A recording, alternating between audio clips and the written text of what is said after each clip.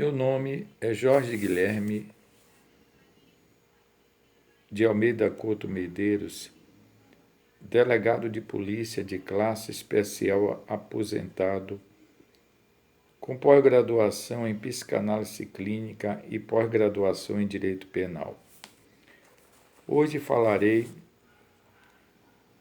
de um grande psicólogo americano chamado Stanley Hall. Foi um grande psicólogo e educador americano. Foi considerado também o pai da psicologia da adolescência.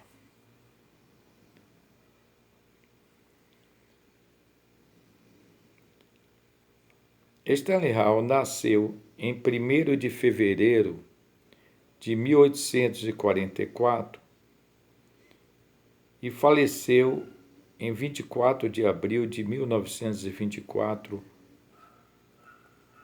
nos Estados Unidos. Ele foi o primeiro americano a ganhar um doutorado de psicologia e foi o primeiro presidente da APA, ou seja, a Associação Psicológica Americana. Ele influenciou com as suas teorias o filósofo e educador John Dewey e o psicólogo Lewis Terman.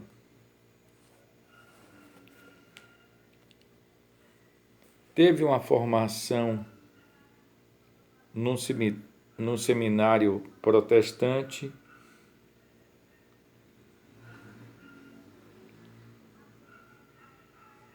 e, ao ler o livro Princípios de Psicologia Fisiológica do alemão Wundt, voltou a interessar-se pela psicologia de cuja formação ele teve. Ensinou também inglês e filosofia. Criou o Jornal Americano de Psicologia e foi o primeiro presidente da Universidade de Clark, nos Estados Unidos, tendo, em certa época, convidado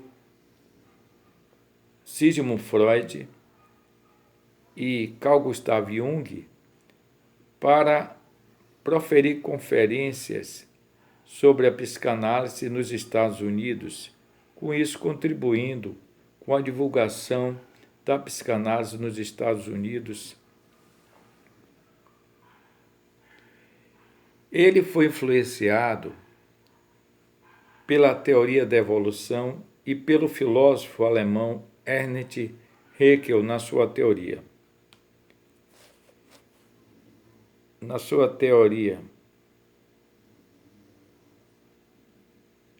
da recapitulação. Ele criou a teoria chamada teoria da recapitulação, que veremos mais adiante. Ele estudou na Universidade de Harvard, sendo colega do psicólogo americano William James. Estudou também na Alemanha e colaborou com o psicólogo Wilhelm Wundt na pesquisa de laboratório de psicologia e criou nos Estados Unidos o primeiro laboratório de psicologia.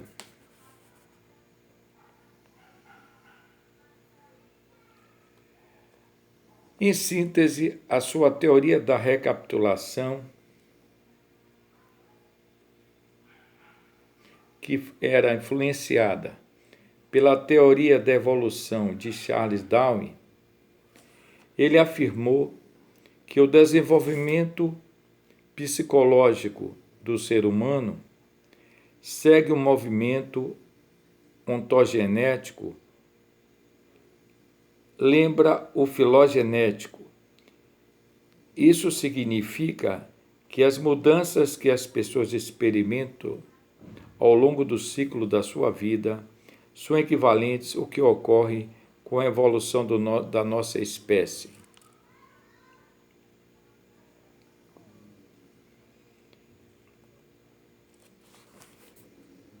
Inclusive, ele dizia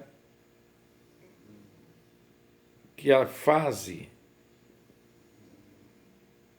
que a criança está deitada era a fase, vamos dizer, comparativamente à dos répteis e a das cobras que se rastejavam. Quando a criança ficava deitada engatinhando.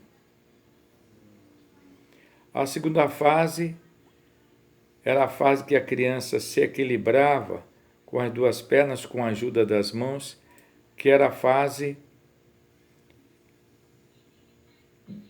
dos símios, dos macacos.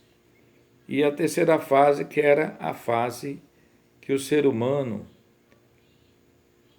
equilibrava-se com as duas pernas, que era a fase do homem atual. Ele também dividia, nesta teoria, sinteticamente,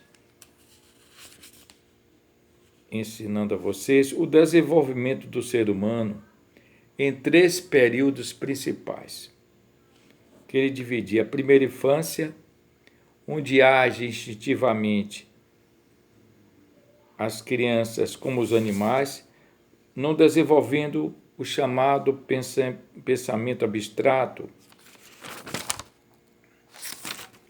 Corresponde os primeiros anos de vida até aproximadamente os 7 anos.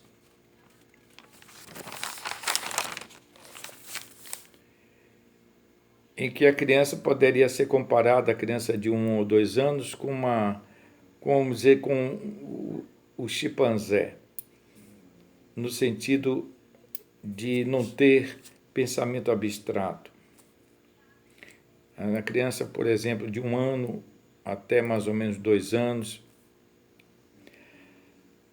A segunda infância, que ele dividia como fazendo parte do ciclo da vida do ser humano, na sua teoria da recapitulação, que começava a partir dos 8 anos de idade aproximadamente.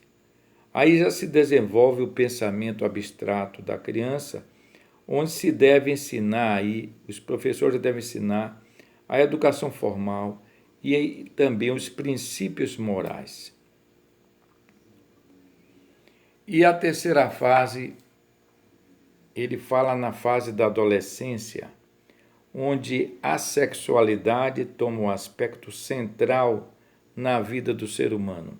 Nessa fase, diferentemente da psicanálise, que acha que a sexualidade já começa nos primeiros anos de vida, na chamada fase oral, anal e fálica, na teoria da psicanálise, na que ele acha que a fase principal é na adolescência, onde a sexualidade toma um aspecto muito importante. Inclusive, tem uma autora psicanalítica, filha de Freud, Anna Freud, que deu muita ênfase à formação da personalidade do ser humano na adolescência. Seu livro principal e mais famoso chama-se Adolescência.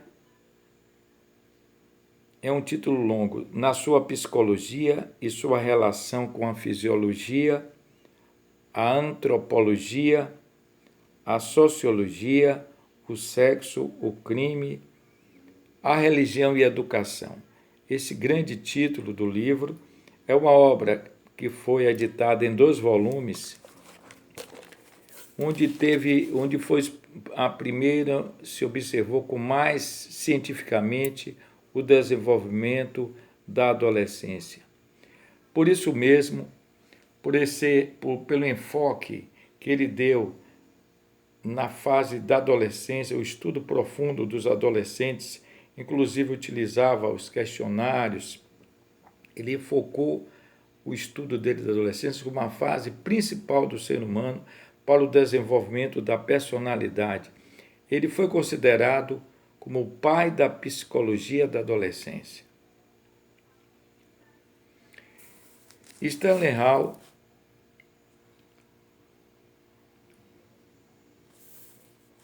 deixou vários estudos e essa marca da influência da teoria evolutiva na sua psicologia e na sua ênfase básica na formação da personalidade na adolescência.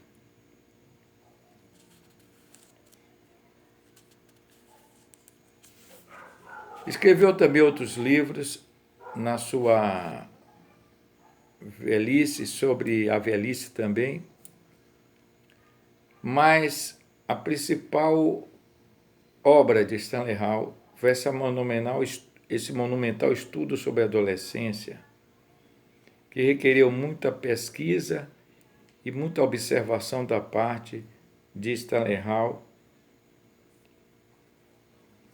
que morreu com a idade de 80 anos e foi considerado entre os 100 maiores psicólogos americanos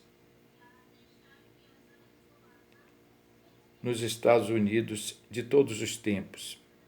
Isso, em síntese, a teoria deste grande psicólogo Grenville Stanley Hall.